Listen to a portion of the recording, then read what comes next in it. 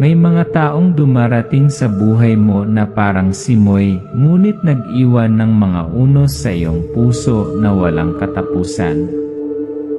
May mga lugar na dati ay puno ng tawanan, ngunit ngayon ay ang mga tunog na lamang ng paghahatak ng buhok, pagbubulungan, at ang amoy ng bleach na may halong amoy ng dugo. Ang pangalan ko ay Marie.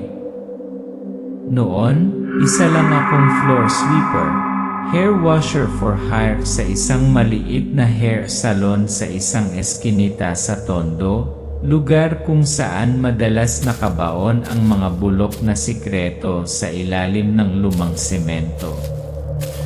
Hindi ako ang pangunahing tauhan sa buhay ng sinuman. Ngunit ang kwentong ikukwento ko sa iyo ay maaaring magbago ng pagtingin mo sa mga taong tahimik na namumuhay sa dilim. At siguro, kung matyaga kang makinig hanggang dulo, mauunawaan mo. Bakit may mga parlor na hindi mo dapat bisitahin pagkatapos ng 6 yan? Jonah, isang magiliw na bakla, may maliit na pangarap na kumita ng sapat na pera para bisitahin ang kanyang matandang lola sa probinsya. Wala siyang sinaktan, umiti lang, nagtrabaho, at paminsan-minsan ay binilhan niya ako ng fishball skewer kung may tip siya sa araw na iyon. Gayunpaman ang ngiting iyon ay nakapagparamdam sa ibang tao na hindi komportable. Fiona, kasamahan na gustong sumipsip ng liwanag ng ibang tao upang lumiwanag sa kanyang sarili. At mula sa isang tawanan, isang paninirang puri ang kumalat. Mula sa isang kati sa balat ng landlady, isang akusasyon ang inilabas. Kinulam tayo ni Jonah. Nag-spell si Jonah. Nakita ko sa sarili kong mga mata habang hinihila palabas ng shop ang landlady. Bumubula ang bibig, puno ng sugat ang katawan. Nakita kong tumawa si Fiona.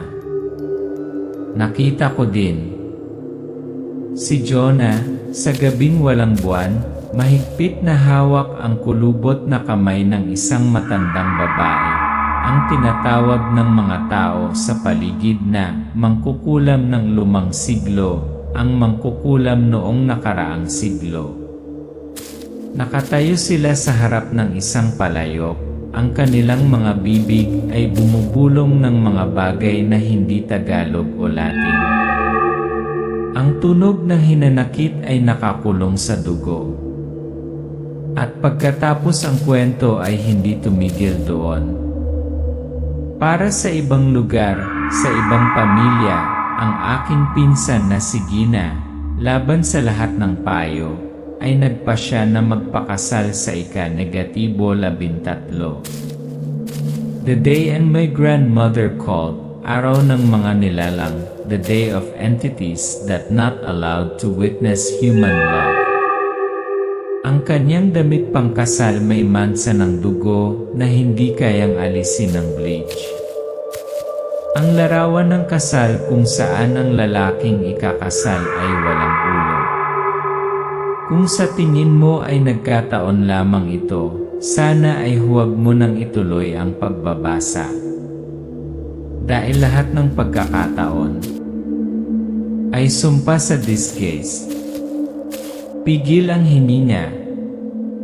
Dahil ang susunod mong maririnig ay hindi para sa mahina ang loob. Ito ang kwento ng isang beauty salon, isang sumpa, at mga kaluluwang hindi pinangalanan. Akala ko noon ay mahirap lang na kaibigan si Jonah. Ngunit pagkatapos ng gabing iyon, nagsimula akong magtaka. Kakabukas ko lang ba ng pinto sa mundo na hindi ako dapat pumasok? Jonah's Hidden Past. Isang mahinang maulan na gabi, umupo sina Marie at Jonah sa ilalim ng balkonahe, kumakain ng fishball, nagkukwentuhan pagkatapos matanggal sa trabaho. Sinabi ni Jonah sa mahinang boses, "Marie, alam mo ba wala na akong magulang mula grade 3? Si Lola na lang ang nagpalaki sa akin. Pero hindi siya gaya ng mga lola sa kwento.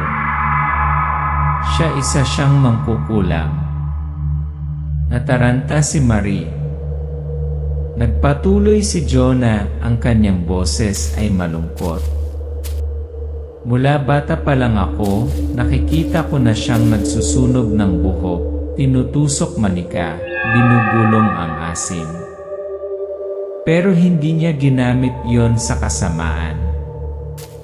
Hanggang sa araw na yon nang pinahiya ako ng amo natin. Tinapunan ng tubig, tinadyakan, tinawag akong basura. Isang tawag isigabi. Tahimik ang gabi, pansamantalang natulog si Marie sa bahay ni Jonah dahil sa lakas ng ulan. Sa kalagitnaan ng gabi, nagising siya sa kakaibang bulong na tila nagmumula sa kusina. Ang pagsirit ng apoy, ang tunog ng kumukulong putik, at ang amoy ng sunog na buhok ay tumagos sa mga siwang ng pinto. Nag-tiptoe out si Marie. Nakita niya si Jonah at ang matandang babae na nakasquat sa harap ng isang dark clay pot.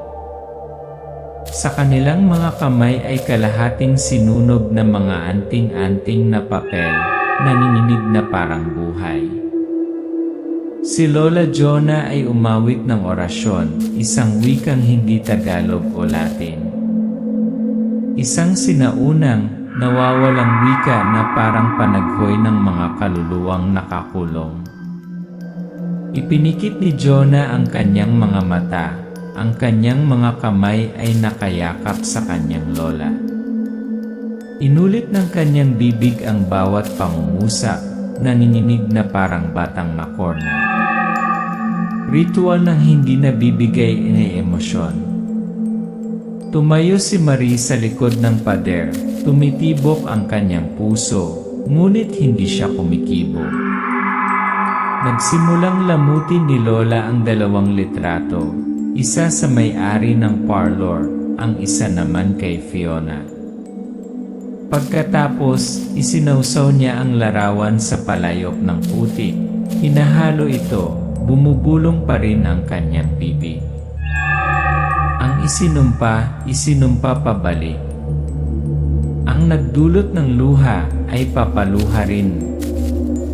Kumulo ang putik, nawala ang larawan, at ang mga mata ng matandang babae biglang tumingin ng diretsyo kay Marie.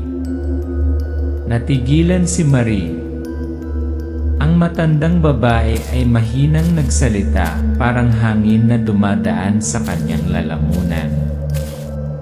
Hindi lahat ng mata ay dapat manood.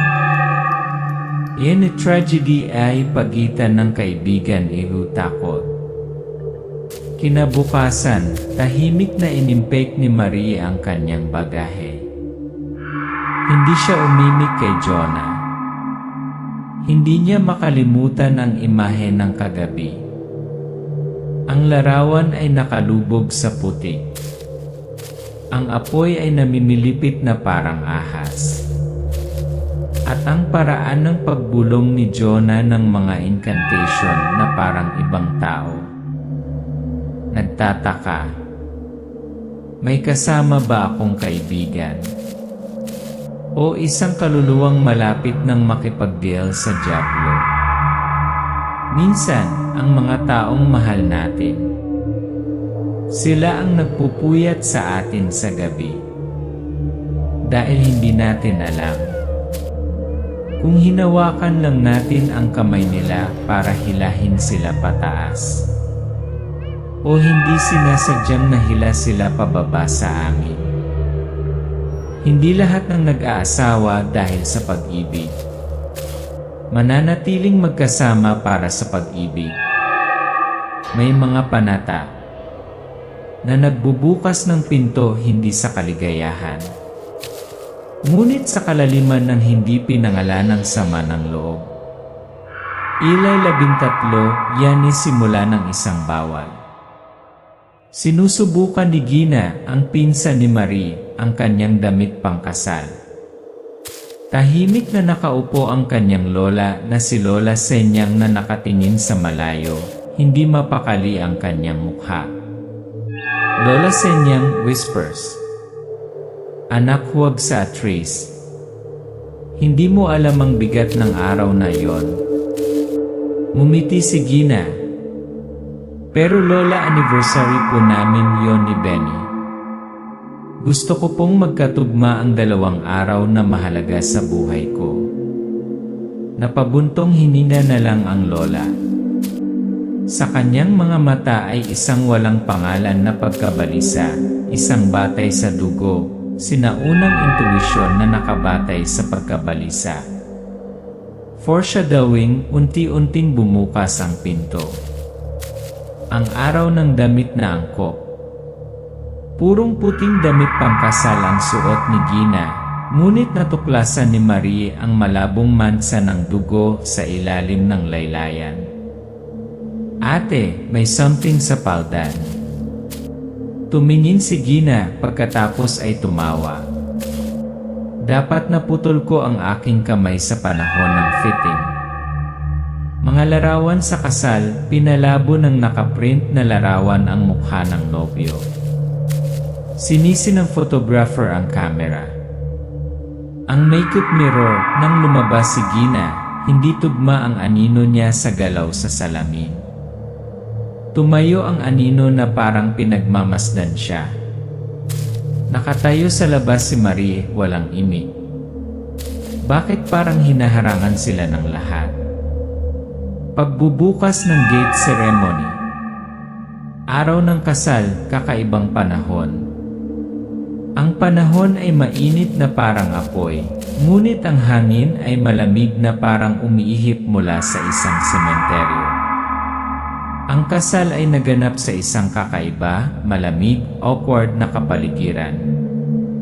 Walang nangahas na magsabi ng anuman, ngunit naramdaman ng lahat na may mali. An auntie muttered, para bang hindi ito kasal, parang may hinihintay silang patay.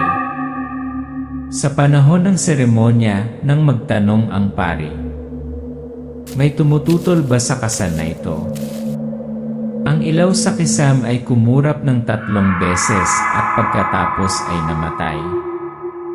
Ang buong silid ay nabaon sa kumikislap na liwanag at nakakatakot na katahimikan. Hindi nila lugar ganji dagat. Pagkatapos ng wedding party, ang grupo ng magkakaibigan ay pumunta sa beach para mag-relax, uminom, at magpatugtog ng music. Nakaupo si Gina at Benny habang pinagmamasdan ang mga alon. "Naniniwala ka ba sa malas na araw?" tanong ni Gina. Ngumiti si Benny. "Simula ngayon, hindi. Ika-negatibo 13 ang araw na ikasal tayo." Benny, lasing, hinubad ang sando, sumisid sa tubig. Nagsisigawan ng may sumigaw. Si Benny. Hindi siya lumilitaw. Tumatakbo si Gina sa gilid ng tubig, umiiyak, nanginginig ang kanyang mga kamay. May lumulutang hindi si Benny. Ito ang palumpo ng kasal, pag-anod, pagbobbing sa mga alon. Pinutol, hinila si Benny sa pampang, humihingal, huminto ang kanyang puso sa loob ng 17 segundo. Kapag siya ay muling nabuhay, sinabi niya sa kanyang pagtulog, "May humihila sa akin, babae walang mukha." Iyan di verdict ng pinirma niya mismo. Nang gabing iyon, mag-isang nakaupo si Gina, hawak-hawak ang malabong larawan ng kasal. Pumasok si Lola Senyang. "Anong sabi ko sa'yo, Gina? Hindi lahat ng pag-ibig ay kailangang buwing-ngay. May mga araw na isinara para hindi mabuksan. Napaluha si Gina. Lola, paano kung mali ako? Marahang hinawakan ni Lola Senyang ang kanyang balikat. Kung bukas ang pinto, may lalabas. Pero kapag pinilit mong buksan ang isinumpang araw, may papasok. Hindi lahat ng aksidente ay aksidente. May mga pangyayari na resulta ng mga desisyon na binalaan, ngunit sadyang binabaliwala pa rin. Gina, pinili ang ika-negatibo 13 para magmahal muli. Ngunit ang araw na iyon ay hindi lamang para sa pag-ibig. Ito ang araw ng ang tagapag-alaga ng mga pintuan ng impyerno. Minsan, ang pag-ibig ang pinakamaikling daan patungo sa isang sumpa.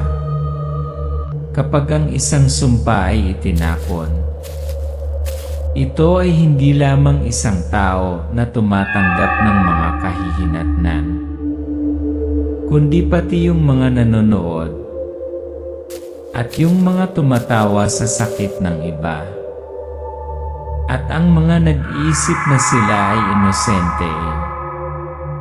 Iyan di unang magbayad ng presyo. Sa madilim na kwarto, hindi gumagalaw sa kama ang may-ari ng parlor, magaspang ang balat, itim na dumudugo ang bibig, dilat ang mga mata, hindi kumikislap. Umupo si Fiona sa tabi niya, nanininig ang mga kamay, naglalagay ng gamot. Hindi ito sakit, ito'y sumpa. Hindi ito isang sakit.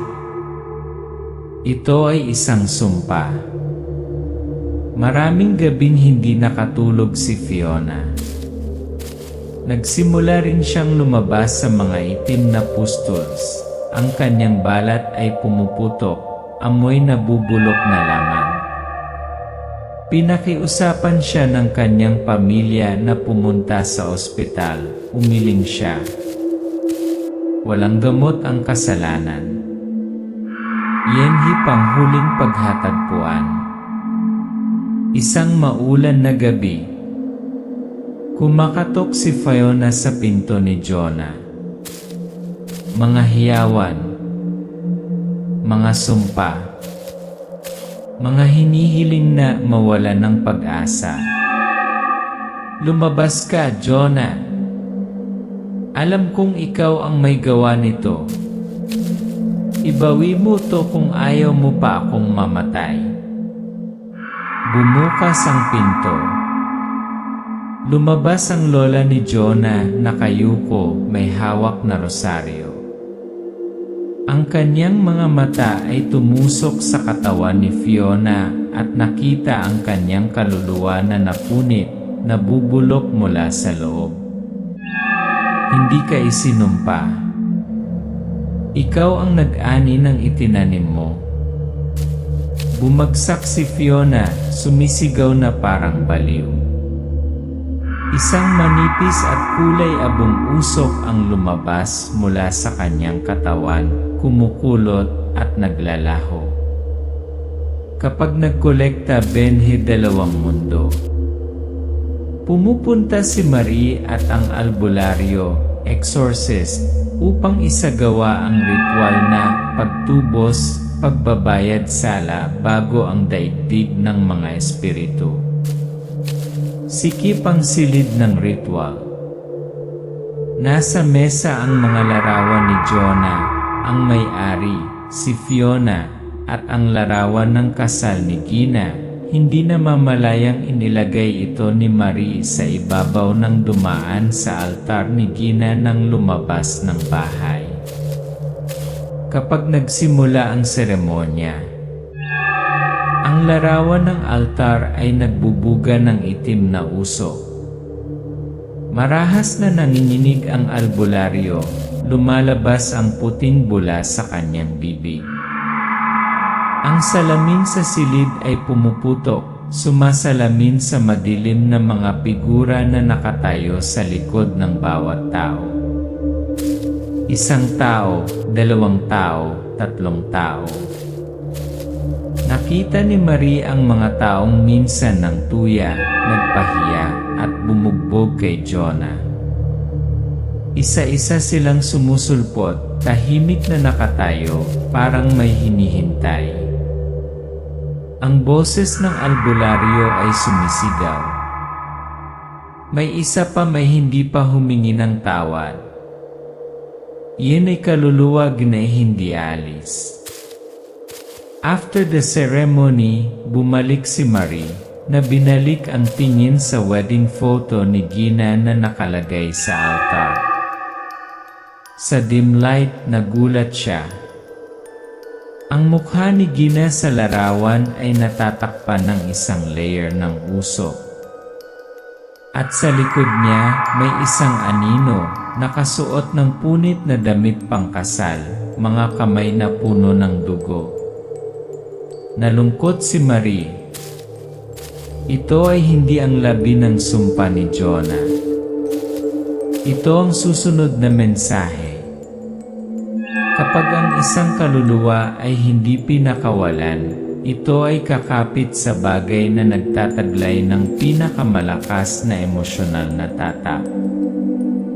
Minsan ito ay buhok. Minsan ito ay isang larawan.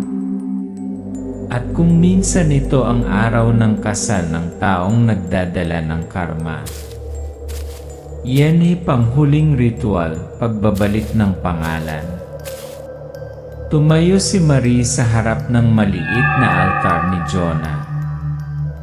Isang bagong piraso ng papel na may mga pangalan ng mga taong natapakan ang kaluluwa ng iba. Isinulat niya ang kanyang pangalan. Naghulog ito ng isang patak ng dugo. Sinindihang insenso. At nanalangin. Kung ako man ay naging bahagi ng sakit ni Jonah, patawad. Ako na ang magwawakas ng sumpa. Walang sumpa na nagsisimula sa isang spell. Ngunit laging nagsisimula sa puso ng tao. At walang inosente. Kapag ang isang mabuting tao ay itinulak sa bingit ng kawalan ng pag-asa, ang sinumang kaluluwa na ang pangalan ay nakalimutan, gagawa pa rin sa mga nag-iisip na sila ay inosente.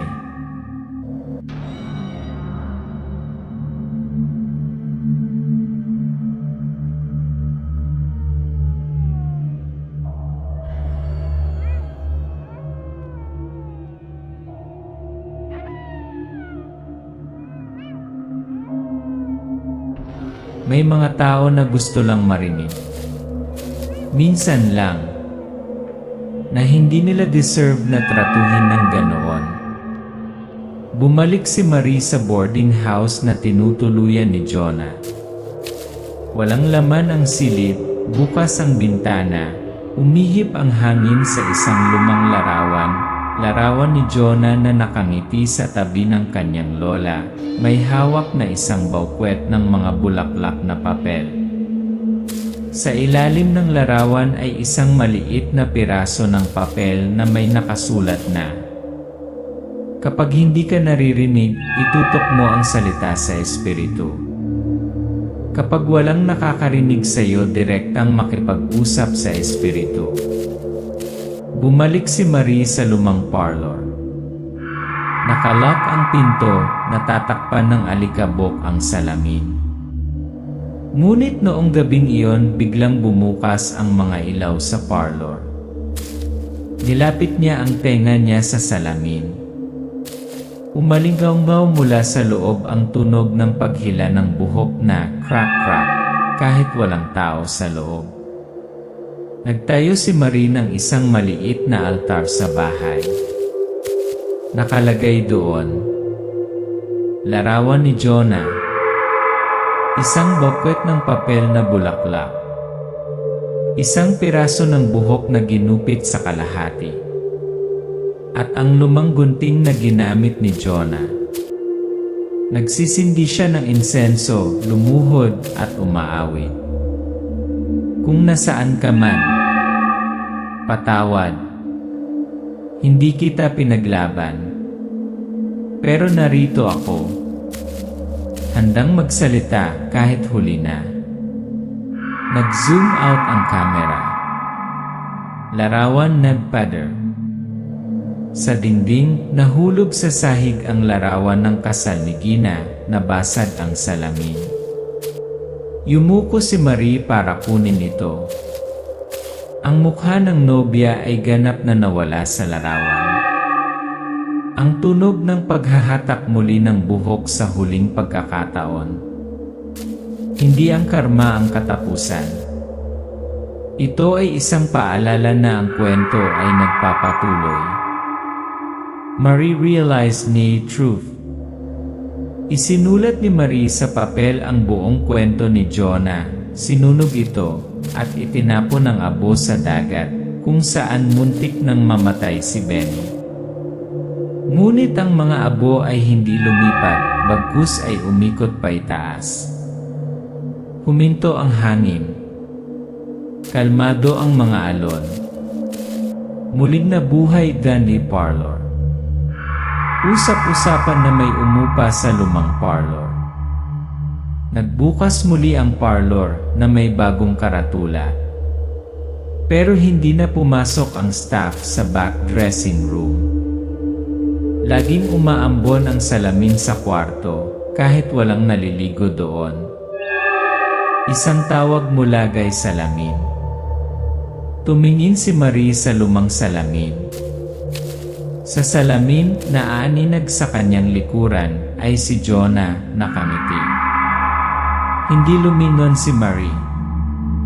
Umiti siya at sumagot. Hindi naman talaga ako nawala, di ba? Bahagyang nabasag ang salamin. Isang bulong. Hindi pa tapos. Final scene, isang bagong larawan.